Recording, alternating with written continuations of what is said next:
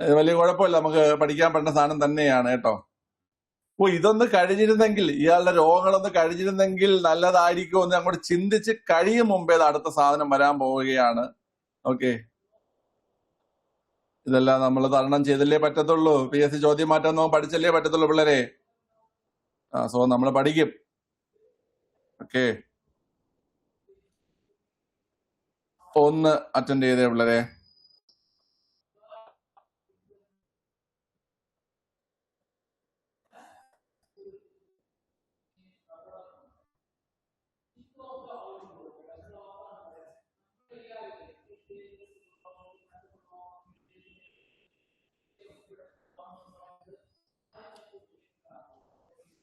ഇത് ഈ ക്വസ്റ്റ്യൻ +1 ആണ്. +1 ഇത് +1 ബയോളജിയില് ബയോമോളിക്യൂൾസ് എന്ന് പറയുന്ന ഏരിയ എന്ന് വന്ന ക്വസ്റ്റ്യൻ ആണ് കേട്ടോ. +1 ബയോളജി ബയോമോളിക്യൂൾസ്, +1 ബയോളജി ബയോമോളിക്യൂൾസ് ആണ് കേട്ടോ. +1 ബയോളജിയിൽ ബയോമോളിക്യൂൾസ് എന്ന് പറയുന്ന ചാപ്റ്റർ ഇതാണ് വന്നത്. ഓക്കെ അല്ലേ? നോക്കാം. ദ്വിതീയ ഉപാപചയ വസ്തുക്കൾ സെക്കൻഡറി മെറ്റബോളിറ്റൈസ് എന്ന് പറയും, ബോളിറ്റീസ് എന്ന് പറയും. ഓക്കെ, സെക്കൻഡറി മെറ്റബോളിറ്റീസ് എന്ന് പറയും. ഓക്കെ, വളരെ എന്താണ് ഈ മെറ്റബോളിസം എന്ന് പറഞ്ഞാൽ എന്താണ്? മെറ്റബോളിസം അല്ലെങ്കിൽ ഉപാപചയം അല്ലെങ്കിൽ മെറ്റബോളിസം, ഉപാപചയം അല്ലെങ്കിൽ മെറ്റബോളിസം എന്ന് പറഞ്ഞാൽ എന്താണ് കുട്ടികളെ? ഉപാപചയം അല്ലെങ്കിൽ മെറ്റബോളിസം എന്ന് പറഞ്ഞു കഴിഞ്ഞാല് നമ്മുടെ ശരീരത്തിന് ആവശ്യമായിട്ടുള്ള കുറെ പ്രവർത്തനങ്ങൾ നമ്മുടെ ശരീരത്തിൽ നടക്കുന്നുണ്ട് അല്ലെ?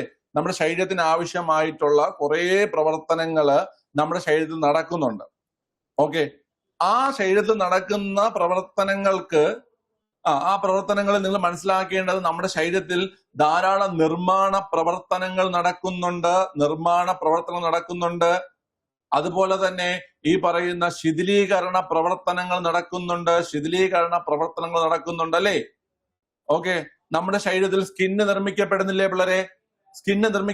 നമ്മുടെ ശരീരത്തിൽ സ്കിന്ന് നിർമ്മിക്കപ്പെടുന്നുണ്ട്. നമ്മുടെ ശരീരത്തിൽ രക്തം നിർമ്മിക്കപ്പെടുന്നുണ്ട്. നമ്മുടെ ശരീരത്തിന് ആവശ്യമായിട്ടുള്ള പോഷക ഘടകങ്ങൾ നിർമ്മിക്കപ്പെടുന്നുണ്ട്. നമ്മൾ പഠിക്കുന്നുണ്ട് നമ്മുടെ RBCയുടെ ആയുസ് 120 ദിവസമാണെന്നും WBCയുടെ ആയുസ് 15 ദിവസമാണെന്നും അതുപോലെ പ്ലേറ്റ്ലെറ്റിന്റെ ആയുസ് 7 മുതൽ 10 ദിവസം വരെയാണെന്ന് നമ്മൾ പഠിക്കുന്നുണ്ട്. അതായത് ഈ സമയമാകുമ്പോൾ പുതുതായി നിർമ്മിക്കപ്പെടുന്നുണ്ട്, ഈ സമയമാകുമ്പോൾ ഇതെല്ലാം നശിക്കപ്പെടുന്നുണ്ട്. RBC നശിക്കപ്പെടുന്നുണ്ട് 120 ദിവസം ആകുമ്പോഴ്, WBC നശിക്കപ്പെടുന്നുണ്ട് 15 ദിവസം ആകുമ്പോഴ്, പ്ലേറ്റ്ലെറ്റുകൾ 7 മുതൽ 10 ദിവസം കഴിയുമ്പോൾ നശിക്കപ്പെടുന്നുണ്ട്. അപ്പൊ ഈ നമ്മുടെ ശരീരത്തിൽ നടക്കുന്ന നിർമ്മാണ ശിഥിലീകരണ പ്രവർത്തനങ്ങളെ പറയുന്ന പേരാണ് ഉപാപചയം അല്ലെങ്കിൽ മെറ്റബോളിസം. നിർമ്മാണ പ്രവർത്തനങ്ങളിലും നിർമ്മാണ പ്രവർത്തനങ്ങളും അതുപോലെ ശിഥിലീകരണ പ്രവർത്തനങ്ങളും എന്ത് ചെയ്യുന്നുണ്ട് കുട്ടികളെ? നടക്കുന്നുണ്ട്. ഓക്കെ അല്ലേ? ആ നിർമ്മാണ ശിഥിലീകരണ പ്രവർത്തനങ്ങളെയാണെന്ന് പറയുന്നത് മെറ്റബോളിസം എന്ന് പറയുന്നത്. ഓക്കെ അല്ലേ? ഇനി നിങ്ങൾക്ക് ഈ ഒരു ചാപ്റ്ററിൽ നിന്നും ഒരു സാധനം പഠിക്കാനുണ്ട്. ബേസൽ മെറ്റബോളിക് റേറ്റ് എന്ന് പറയും. എന്താണ് പിള്ളേരെ basal metabolic rate? Basal metabolic rate എന്താണ്? ബേസൽ മെറ്റബോളിക് റേറ്റിനെ കൺട്രോൾ ചെയ്യുന്ന ഹോർമോൺ ഏതാണ്? പറഞ്ഞേ. ബേസൽ മെറ്റബോളിക് റേറ്റിനെ നേരിട്ട് കൺട്രോൾ ചെയ്യുന്ന ഹോർമോൺ ഏതാണ് കുട്ടികളെ? ഉപാപചയത്തെ കൺട്രോൾ ചെയ്യുന്ന ഗ്രന്ഥി ഏതാ? മെറ്റബോളിസത്തെ കൺട്രോൾ ചെയ്യുന്ന ഗ്രന്ഥി ഏതാണ്? മനസ്സിലല്ലോ? അപ്പോൾ മെറ്റബോളിസത്തെ കൺട്രോൾ ചെയ്യുന്ന ഗ്രന്ഥി ഏതെന്ന് കേട്ട് കഴിഞ്ഞാൽ തൈറോയിഡ് ആണ്. തൈറോയിഡ് മെറ്റബോളിസം അല്ലെങ്കിൽ ഉപാപചയത്തെ കൺട്രോൾ ചെയ്യുന്ന ഗ്രന്ഥി തൈറോയിഡ് ഗ്രന്ഥിയാണ് മെറ്റബോളിസത്തെ കൺട്രോൾ ചെയ്യുന്നത്. അതുകൊണ്ട് ഉപാപചയ ഗ്രന്ഥി ഏതെന്നോ മെറ്റബോളിക് ഗ്ലാൻഡ് ഏതെന്നോ ചോദിച്ചു കഴിഞ്ഞാൽ തൈറോയിഡ് ആണ്. തൈറോയിഡിന്റെ പ്രധാനപ്പെട്ട ഹോർമോൺ ആണ് എന്ന് പറയുന്ന കുട്ടികളെ തൈറോക്സിൻ എന്ന് പറയും. ഏതാണ്? തൈറോക്സിൻ. തൈറോയിഡിന്റെ പ്രധാനപ്പെട്ട ഹോർമോണുകളല്ലേ തൈറോക്സിനും ലെഫ്റ്റ് ആയിട്ട് വാ. തൈറോക്സിനും കാൽസിട്ടോണിനും ഈ പറയുന്ന തൈറോയ്ഡ് ഗ്രന്ഥിയുടെ പ്രധാനപ്പെട്ട ഹോർമോണുകളല്ലേ? ആണ്. ഓക്കെ, അപ്പൊ എന്താണ് ബേസൽ മെറ്റബോളിക് റേറ്റ് എന്ന് കേട്ട് കഴിഞ്ഞാൽ, ഇപ്പൊ നിങ്ങൾ ക്ലാസ് കണ്ടുകൊണ്ടിരിക്കുന്നു. ഇപ്പൊ മണി ഏകദേശം 8 മണിയാകാറായി അല്ലേ? 8 മണിയാകാറായി. നിങ്ങൾ ഒരു 10 മണിയാകുമ്പോൾ, അല്ല വേണ്ട, ഒരു 11 മണിയാകുമ്പോൾ, അതുമല്ല ഒരു 12 മണിയാകുമ്പോൾ നിങ്ങൾ എന്തിനു വേണ്ടി കിടക്കും? 12 മണിയാകുമ്പോൾ, ഞാൻ 12 ആവറേജിട്ട് പറയണം. ഇപ്പോഴത്തെ ഒരു PSC പഠിക്കുന്ന ആൾക്കാര്, പിന്നെ അല്ല ഇപ്പോഴത്തെ ഒരു യുവാക്കളുടെ ഒരു ഉറങ്ങാൻ കിടക്കുന്ന പ്രായം, മിനിമം പ്രായമല്ല, മിനിമം സമയം നമ്മളൊരു 12 മണിയും എടുക്കുകയാണ്. നമ്മൾ ഉറങ്ങാൻ കിടക്കുന്നു 12 മണിക്ക്, കറക്റ്റ് അല്ലേ? 12 മണിക്ക് ഉറങ്ങാൻ അല്ലേ? 12 മണിക്ക് 10 മണിക്ക് ഉറങ്ങുന്നവരുണ്ടോ? 10 മണിക്ക് ഉറങ്ങുന്നവരുണ്ടോ? 10 മണിക്ക് ഉറങ്ങുന്നവരുണ്ടെങ്കിൽ ഉണ്ട്, 10 മണിക്ക് ഉറങ്ങുന്നവരുണ്ട്. ഓക്കെ, ഇപ്പൊ രാത്രി മെസ്സേജ് അയക്കാനും ചാറ്റ് ചെയ്യാനും അടിയുണ്ടാക്കാനും പിണങ്ങിയിരിക്കാനൊന്നും ആൾക്കാരില്ലാത്ത ആൾക്കാർ 10 മണിയാകുമ്പോൾ ഉറങ്ങും. ഓക്കെ, 11 മണിക്ക് ഉറങ്ങുന്ന ആൾക്കാരുണ്ടോ? 11 മണിക്ക് ഇറങ്ങുന്ന ആൾക്കാര്? 11 മണിക്ക് ഉറങ്ങുന്ന ആൾക്കാരുണ്ടെങ്കിൽ കല്യാണമൊക്കെ കഴിഞ്ഞ്, ഓക്കെ, വീട്ടിലെ ജോലിയൊക്കെ കഴിഞ്ഞു, കുറച്ച് പഠിക്കാനിലൊക്കെ പഠിച്ചു കഴിഞ്ഞു, 11 മണിക്ക് കയറി കിടന്ന് ഉറങ്ങും. ഓക്കെ, ഇനി കല്യാണമൊന്നും കഴിഞ്ഞില്ല, അത്യാവശ്യം ചാറ്റ് ചെയ്യാനും അതിനും ഇതിനൊക്കെ ഉള്ള ആൾക്കാരുണ്ട്. ഓക്കെ, ഇത്തിരി അടിയൊക്കെ കൂടിയിട്ട് ഇത്തിരി ഡിപ്രഷനോ അതൊക്കെ കാണിക്കാനുള്ള ആൾക്കാരുണ്ട്. അങ്ങനെയുള്ള ആൾക്കാർ ഒരു 12 1 മണിയൊക്കെ ഉറങ്ങും. ഓക്കെ, എപ്പോഴായിക്കോട്ടെ, ഉറങ്ങുന്ന സമയത്ത് നമ്മുടെ ബോഡി എനർജി യൂസ് ചെയ്യുന്നുണ്ടോ ഇല്ലേ? ഉറങ്ങുന്ന സമയത്ത് നമ്മുടെ ബോഡി എനർജി യൂസ് ചെയ്യുന്നുണ്ടോ ഇല്ലേ? ഉണ്ടോ ഇല്ലേ കുട്ടികളെ? ഉണ്ട്. ഉറങ്ങുന്ന സമയത്ത് നമ്മുടെ ജീവൻ നിലനിർത്താൻ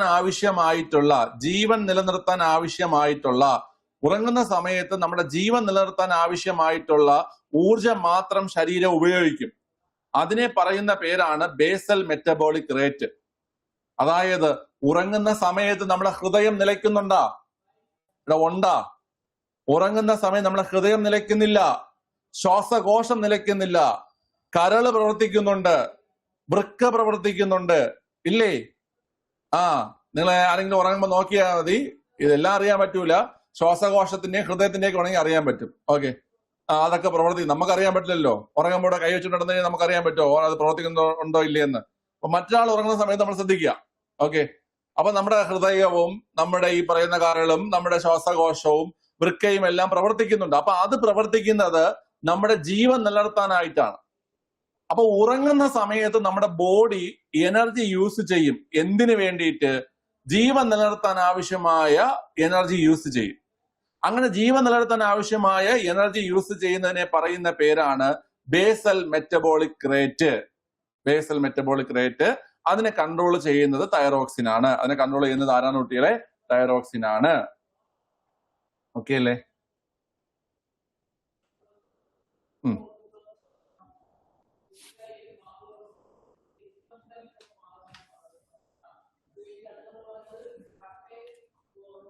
ക്ലിയർ ആണ്. ഇനി നമ്മുടെ ഉപാപചയത്തെ നേരിട്ട് കൺട്രോൾ ചെയ്യുന്ന നമ്മുടെ ഒരു ജീവിയുടെ സാധാരണ വളർച്ചയും വികാസത്തെയൊക്കെ ശാരീരിക പ്രവർത്തനങ്ങൾക്ക് നേരിട്ട് ആവശ്യമുള്ള ഘടകങ്ങളെയാണ് നമ്മൾ പ്രൈമറി മെറ്റബോളിറ്റസ് എന്ന് പറയുന്നത്. പ്രൈമറി മെറ്റബോളിറ്റ്സ് അല്ലെങ്കിൽ പ്രാഥമിക ഉപാപചയ വസ്തുക്കൾ എന്ന് പറയുന്നത്. എന്താ കുട്ടികളെ? പ്രാഥമിക ഉപാപചയ വസ്തുക്കൾ എന്ന് പറയുന്നത്. ഇപ്പൊ പ്രാഥമിക ഉപാപചയ വസ്തുക്കൾ എന്ന് പറയുമ്പോൾ അമിനോ ആസിഡുകൾ വരും, നൈട്രജൻ ബേസുകൾ വരും, അതുപോലെ ലിപ്പിഡുകൾ വരും. ഇതൊക്കെയാണ് പ്രാഥമിക ഉപാപചയ വസ്തുക്കൾ. ഓക്കെ അല്ലേ? പ്രാഥമിക ഉപാപചയ വസ്തുക്കൾ. അപ്പൊ ഞാന് ആ പ്രാഥമിക ഉപാപചയ വസ്തുക്കൾ ഞാൻ പറഞ്ഞുതരാം, ശ്രദ്ധിച്ച് കേട്ടോണേ. ആദ്യം അമിനോ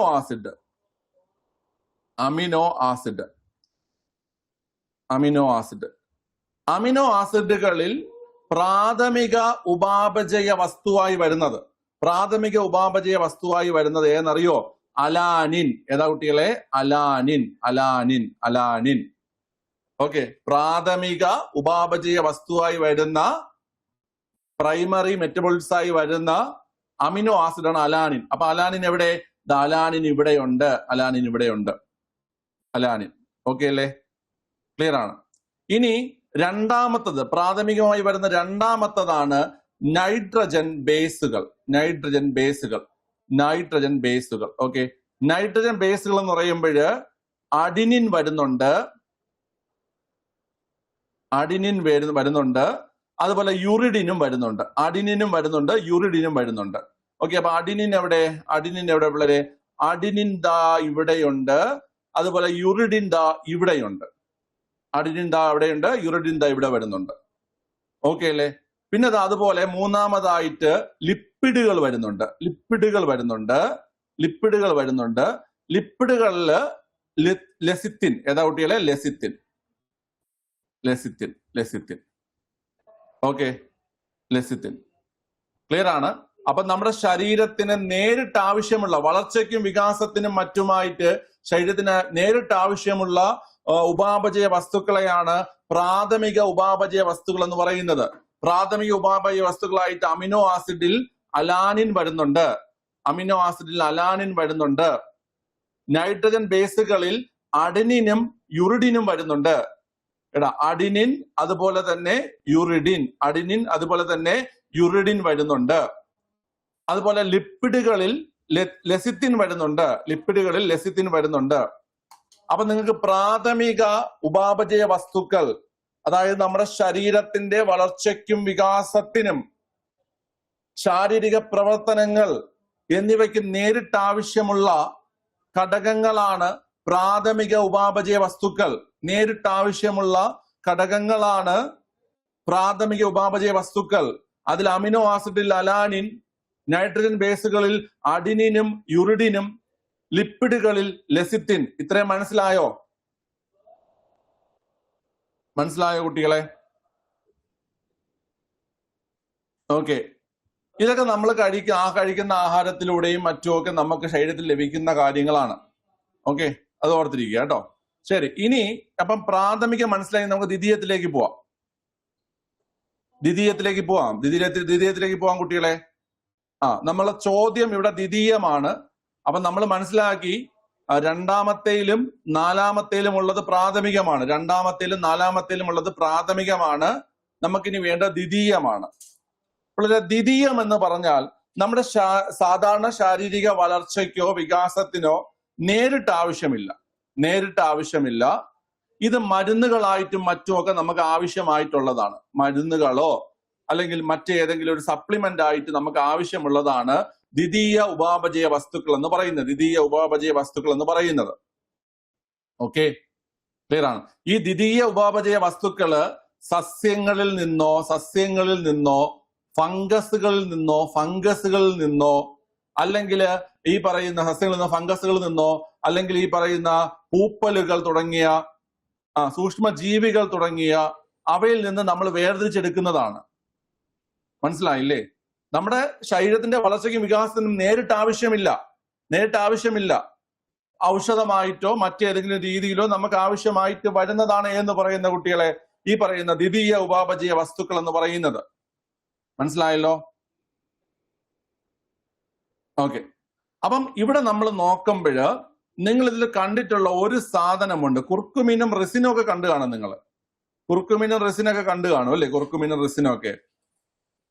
കുർക്കുമിൻ നിങ്ങൾ എവിടെയാണ് കണ്ടിട്ടുള്ളത്?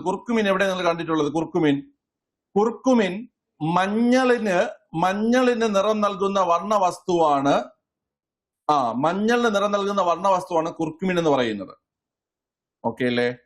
അപ്പൊ മഞ്ഞളിന് നിറം നൽകുന്ന വർണ്ണവസ്തുവായ കുർക്കുമിൻ ഒരു ദ്വിതീയ ഉപാപചയ വസ്തുവാണ്.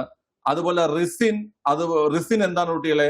ഒരു ദ്വിതീയ ഉപാപചയ വസ്തുവാണ്. അതുപോലെ അബ്രിൻ, അതുപോലെ കോഡിൻ, ഇതൊക്കെ എന്താണ് കുട്ടികളെ? ദ്വിതീയ ഉപാപചയ വസ്തുക്കളാണ്. ഓക്കെ, അപ്പൊ ഈ പറയുന്ന 4 പഠിച്ചിരിക്കുക. അബ്രിൻ, കോഡിൻ, റിസിൻ, കുർക്കുമിൻ, ഇതാണ് ദ്വിതീയ ഉപാപചയ വസ്തുക്കൾ. ഓപ്ഷൻ സി ആണ് ആൻസർ 1 3. ഓപ്ഷൻ സി ആണ് ആൻസർ 1 3.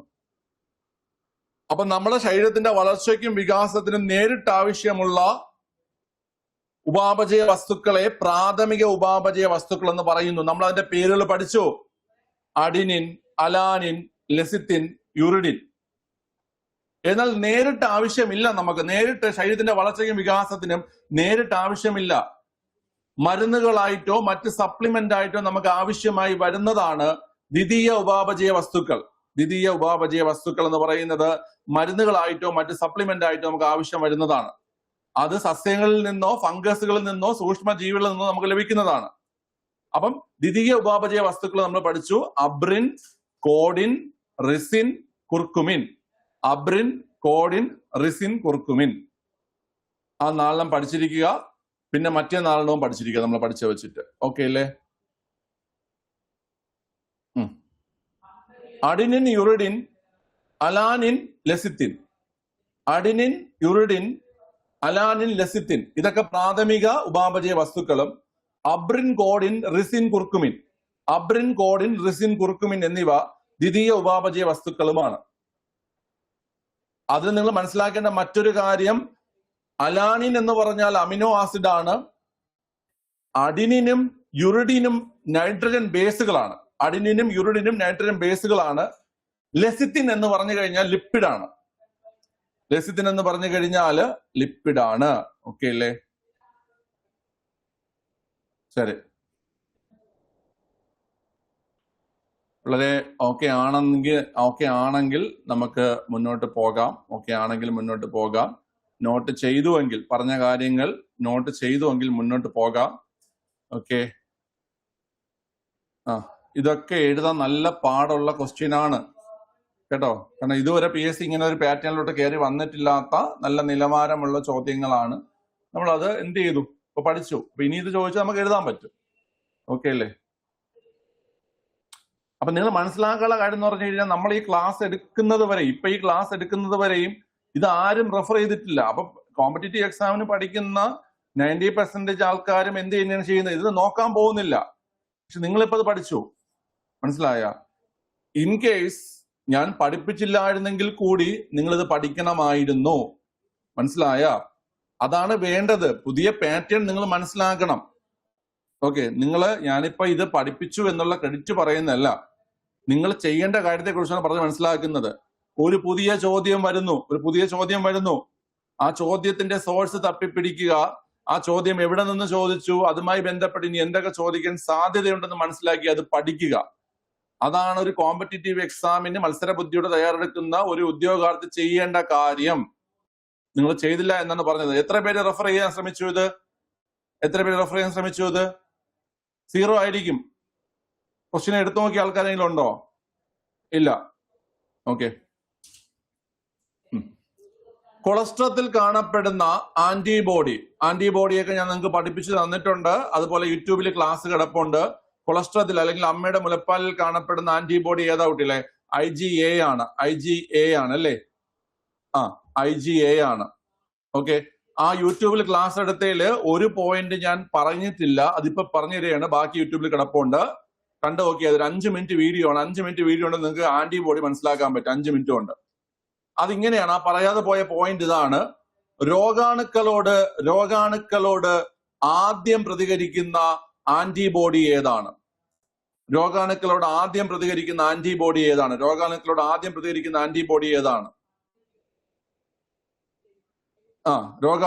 ആദ്യം പ്രതികരിക്കുന്ന ആന്റിബോഡി ഏതാണ്? ഇതും +1 +2 സ്കൂൾ ടെസ്റ്റിന് ചോദിച്ചിട്ടുള്ളത് തന്നെയാണ്. അത് IgM ആണ്. IgM എന്തുവാണ്? IgM ആണ് കേട്ടോ. രോഗാണുക്കളോട് ആദ്യം പ്രതികരിക്കുന്ന ആന്റിബോഡി IgM ആണ്. രോഗാണുക്കളോട് ആദ്യം പ്രതികരിക്കുന്ന നമ്മൾ പഠിച്ചിട്ടുണ്ട്. ഏറ്റവും വലുത് IgM. നമ്മൾ മമ്മൂട്ടിയെ മോഹൻലാലിനെ കുറിച്ച് നമ്മളെ കണക്ട് ചെയ്ത് പഠിച്ചിട്ടുണ്ട്. Mammootty big M, Mohanlal big M. സിനിമയിലൊക്കെ വില്ലന്മാർക്കെതിരെ പ്രതികരിക്കുന്നത് മമ്മൂട്ടിയും മോഹൻലാലും ആയതുകൊണ്ട് രോഗാണുക്കളോട് ആദ്യം പ്രതികരിക്കുന്നത് IgM. ഏറ്റവും വലുത് IgM. രോഗാണുക്കളോട് ആദ്യം പ്രതികരിക്കുന്നത് IgM. Big M, Mammootty Mohanlal പ്രതികരിക്കുന്നു എന്ന് ഓർത്തിരുന്നാൽ മതി. ബിഗ് എംസ് എന്നറിയപ്പെടുന്നു. ഇപ്പൊ അങ്ങനെ അധികം പറഞ്ഞ് കാണാറില്ല. നമ്മുടെ മലയാള സിനിമയിലെ ബിഗ് എംസ് എന്നറിയപ്പെടുന്നത് മമ്മൂട്ടിയെ മോഹൻലാലിനെയാണ് ബിഗ് എംസ് എന്നറിയപ്പെടുന്നത് കേട്ടോ. ഓക്കെ, ക്ലിയർ ആണ്. വലിയ താരങ്ങൾ എന്ന അർത്ഥത്തിലാണ് ബിഗ് എംസ് എന്ന് പറയുന്നത് കേട്ടോ. അല്ലാതെ വണ്ണം കൂടി ഹൈറ്റ് കൂടി അങ്ങനെയൊന്നുമല്ല, ഓർത്തിരിക്കുക. ബയോളജിയിലെ വേട്ട തീർന്നിട്ടില്ല. അടുത്തത് വീണ്ടും വരുന്നുണ്ട്. ഓക്കെ, ഇതൊക്കെ SCRT ആണ്. സ്റ്റിറോയിഡുകൾ ഇല്ലാത്ത ആഴ്ചയിൽ ഒരെണ്ണം എന്ന ഉപയോഗക്രമമുള്ള ഗർഭനിരോധന ഗുളിക, സ്ത്രീകളുടെ ഗർഭനിരോധന ഗുളിക. സ്റ്റിറോയിഡുകൾ ഇല്ലാത്ത ആഴ്ചയിൽ ഒരെണ്ണം എന്ന ഉപയോഗക്രമമുള്ള ഗർഭനിരോധന ഗുളികയുടെ പേരാണ് സഹേലി. സഹേലിയെ കുറിച്ച് PSC ആദ്യമായിട്ടല്ല ചോദിക്കുന്നത്. നിങ്ങൾ CDRI എന്ന് കേട്ടോ? CDRI, what is CDRI? എന്താ CDRI എന്താണ്? ഈ ഒരു പോയിന്റ് SCRT കൊടുത്തിട്ടുണ്ട്. സ്റ്റിറോയിഡുകൾ ഇല്ലാത്ത ആഴ്ചയിൽ ഒരെണ്ണം എന്ന ഉപയോഗക്രമം ഉള്ള ഗർഭനിരോധന ഗുളികയുടെ പേര് സഹേലി. CDRI എന്ന പോയിന്റും SCRT ഉണ്ട്. What is CDRI? എന്താണ് CDRI? പറഞ്ഞ എന്താണ് CDRI? എന്താണ് CDRI എന്ന് പറഞ്ഞാൽ ഒറ്റ എണ്ണത്തിന് അറിഞ്ഞുകൂടാ. Central drug research institute.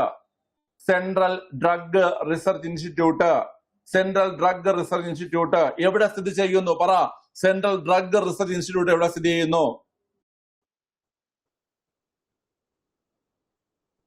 അറിഞ്ഞുകൂടാ. സെൻട്രൽ ഡ്രഗ് റിസർച്ച് ഇൻസ്റ്റിറ്റ്യൂട്ട് എവിടെയാ സ്ഥിതി ചെയ്യുന്നേ? ആർക്കും അറിയത്തില്ല ഇത്. പ്രീവിയസ് ചോദ്യമാണ്. Central drug research institute New Delhi അല്ല. Central drug research institute. ഒറ്റ ആള് പറയുന്നില്ല. ആരെങ്കിലും ഓർമ്മയുള്ളവർ പറഞ്ഞോളൂ. സെൻട്രൽ ഡ്രഗ് റിസർച്ച് ഇൻസ്റ്റിറ്റ്യൂട്ട് സ്ഥിതി ചെയ്യുന്നത് ലക്നൌവിലാണ്. സെൻട്രൽ ഡ്രഗ് റിസർച്ച് ഇൻസ്റ്റിറ്റ്യൂട്ട് സ്ഥിതി ചെയ്യുന്നത് ലക്നൌവിലാണ് കേട്ടോ. ലക്നൌവിലാണ് സെൻട്രൽ ഡ്രഗ് റിസർച്ച് ഇൻസ്റ്റിറ്റ്യൂട്ട് സ്ഥിതി ചെയ്യുന്നത്. അവര് വികസിപ്പിച്ച ഗർഭനിരോധന ഗുളികയുടെ പേരാണ് സഹേലി. സ്റ്റിറോയിഡുകൾ ഇല്ലാത്ത ആഴ്ചയിൽ ഒരെണ്ണം എന്ന ഉപയോഗക്രമത്തിലുള്ള ഗർഭനിരോധന ഗുളികയാണ് ഏത് കുട്ടികളെ? സഹേലി എന്ന് പറയുന്നത്. ഓക്കെ,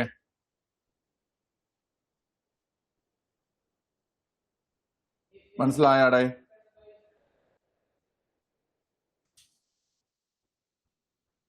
ഒരു ചോദ്യം ചോദിക്കട്ടോ, നിങ്ങൾ തെറ്റിക്കും. നാഷണൽ ഷുഗർ ഇൻസ്റ്റിറ്റ്യൂട്ട് എവിടെയാണ്? കുട്ടികളെ? നാഷണൽ ഷുഗർ ഇൻസ്റ്റിറ്റ്യൂട്ട് എവിടെയാണ്?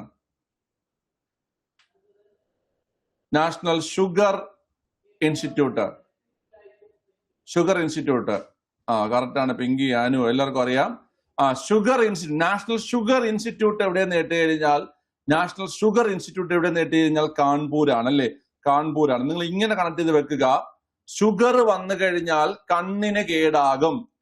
നമ്മൾ ഡയബറ്റിക് റെറ്റിനോപ്പതി എന്നൊക്കെ പറയും. അതായത് ഷുഗർ രോഗം, നമ്മുടെ ഷുഗർ അസുഖം വന്നു കഴിഞ്ഞാൽ അല്ലെങ്കിൽ പ്രമേഹം വന്നു കഴിഞ്ഞാൽ നമ്മുടെ കണ്ണിന്റെ കാഴ്ച മങ്ങുകയും ആ കണ്ടീഷൻ നമ്മൾ ഡയബറ്റിക് റെറ്റിനോപ്പതി എന്ന പേരിട്ട് വിളിക്കാറുമുണ്ട്.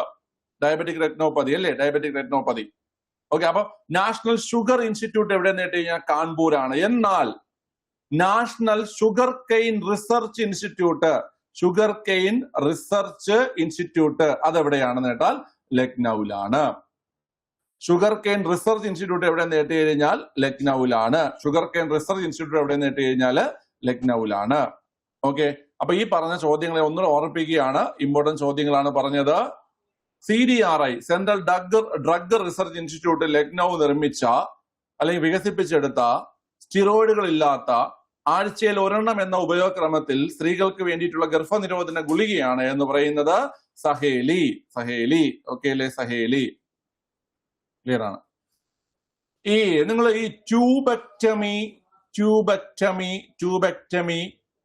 വാസക്ടമി എന്ന് കേട്ടുണ്ടോ? ഇതൊക്കെ സ്കൂൾ ടെക്സ്റ്റ് ആണ്. Tubectomy, vasectomy. എന്താണ് ട്യൂബെക്ടമി? എന്താണ്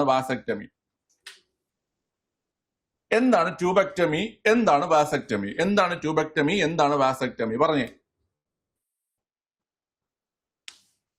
വളരെ സ്ത്രീകളില് നിങ്ങൾ പ്രസവം നിർത്തി എന്ന് കേട്ടിട്ടില്ലേ? അത് തന്നെയാണ്. കേട്ടിട്ടില്ലേ? കേൾക്കാൻ ചാൻസ് ഉണ്ട്. ഓക്കെ, ട്യൂബെക്ടമി എന്ന് പറഞ്ഞു കഴിഞ്ഞാല് സ്ത്രീകളില് ഇനി നമ്മൾ എന്താണ് ഗർഭധാരണം തടയുന്ന മാർഗമാണ് എന്ന് പറയുന്നത് ട്യൂബക്ടമി എന്ന് പറയുന്നത് കേട്ടോ. ഓക്കെ, സ്ത്രീകളില് ഗർഭധാരണം തടയുന്ന മാർഗമാണ് ട്യൂബക്ടമി എന്ന് പറയുന്നത്. ഓക്കെ, അപ്പൊ വാസക്ടമി എന്ന് പറഞ്ഞു കഴിഞ്ഞാൽ എന്താണ്? പുരുഷന്മാർ പ്രസവം നടത്തുന്നതാണോ?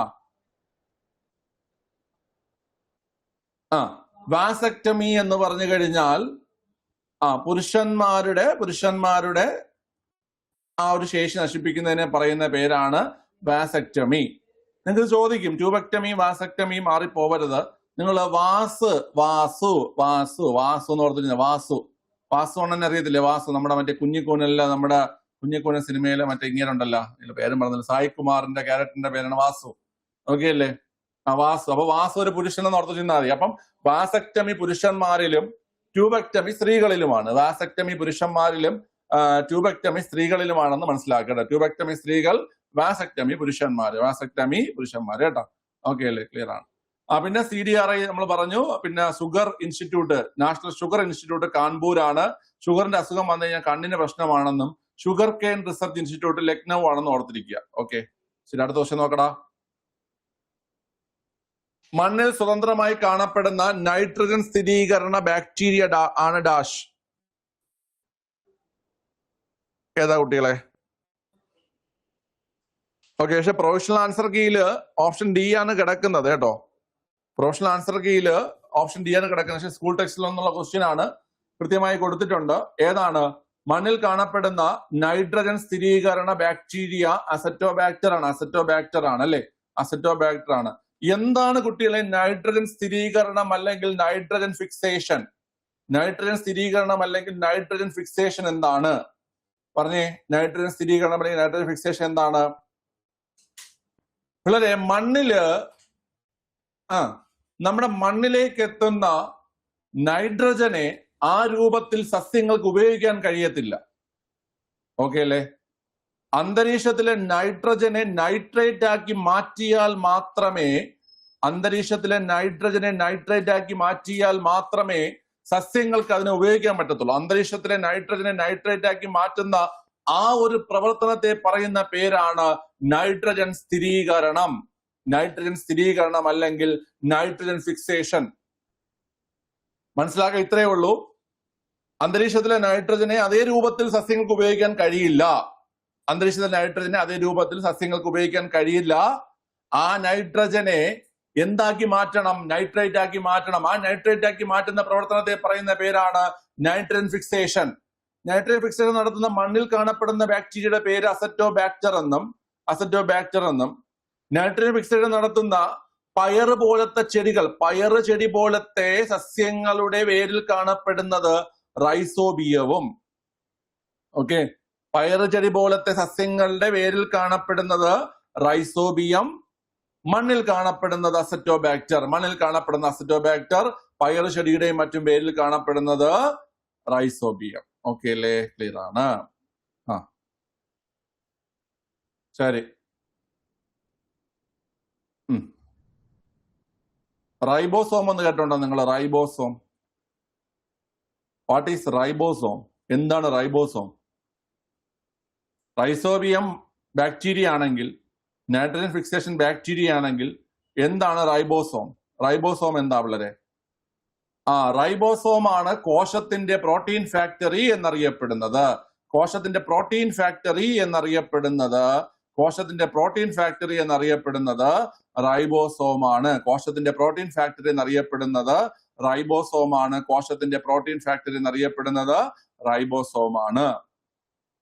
ഓക്കെ അല്ലേ?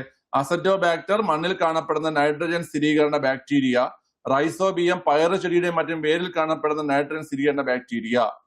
ഓക്കെ, അടുത്ത് സൂര്യനിൽ ഊഷ്മാവ് അളക്കാൻ ഉപയോഗിക്കുന്ന ഉപകരണം.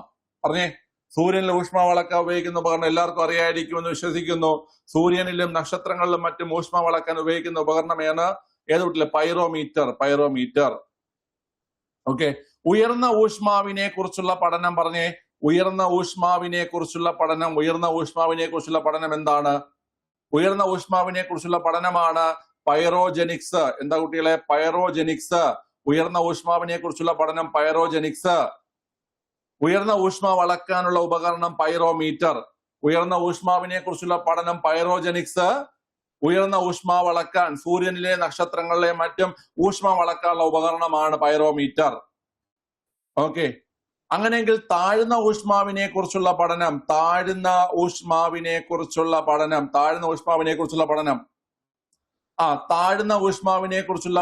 ക്രയോജനിക്സ്. താഴ്ന്ന ഊഷ്മാവിനെ കുറിച്ചുള്ള പഠനം ക്രയോജനിക്സ്. താഴ്ന്ന ഊഷ്മാവ് രേഖപ്പെടുത്തുന്ന ഉപകരണം ഏതാണ്? താഴ്ന്ന ഊഷ്മാവ് രേഖപ്പെടുത്തുന്ന ഉപകരണമാണ് ക്രയോമീറ്റർ. ഏതാ കുട്ടികളെ? ക്രയോമീറ്റർ. താഴ്ന്ന ഊഷ്മാവ് രേഖപ്പെടുത്തുന്ന ഉപകരണമാണ് ഏത്? ക്രയോമീറ്റർ.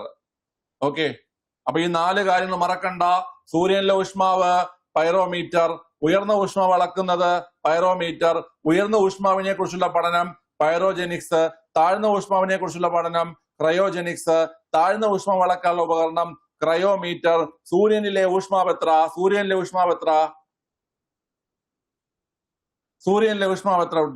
പറഞ്ഞേ, സൂര്യനിലെ ഊഷ്മാവ് എത്ര? പറയണില്ല. സൂര്യനിലെ ഊഷ്മാവ് ആരും പറയണില്ല. സ്കൂൾ ടെക്സ്റ്റില് വെണ്ടയ്ക്ക അക്ഷരത്തില് എഴുതി വെച്ചിട്ടുണ്ട്. 5500 ഡിഗ്രി സെൽഷ്യസ് അല്ലേ? കറക്റ്റ് ആണ്. 5500 ഡിഗ്രി സെൽഷ്യസ്. സൂര്യനിലെ ഊഷ്മാവ് 5500 ഡിഗ്രി സെൽഷ്യസ് അല്ലേ? 5500 ഡിഗ്രി സെൽഷ്യസ് കേട്ടോ. 5500 ഡിഗ്രി സെൽഷ്യസ്. ഓക്കെ, ക്ലിയർ ആണ്. നമുക്ക് ഇന്നും തീരത്തില്ല, അടുത്ത ക്ലാസ്സിലും കുറച്ച് പറയാനുണ്ട്. ഈ ഒരു ക്വസ്റ്റ്യൻ 39ാമത്തെ ക്വസ്റ്റ്യൻ കൂടെ പറഞ്ഞിട്ട് ഞാൻ ഇന്ന് വൈൻഡപ്പ് ചെയ്യും. ബാക്കി നമുക്ക് നാളെ എടുക്കാം. കാരണം ഇതിലൊക്കെ എല്ലാം പറഞ്ഞു പോവേണ്ട പോയിന്റ്സ് ധാരാളം ഉള്ളതുകൊണ്ടാണ്. എനിക്ക് ഉത്തരം മാത്രം പറഞ്ഞു പോവാം, പക്ഷെ അത് നിങ്ങൾക്ക് യൂസ് ആവത്തില്ല. നിങ്ങൾക്ക് എക്സ്ട്രാ പോയിന്റ്സ് കിട്ടണം. ഓക്കെ,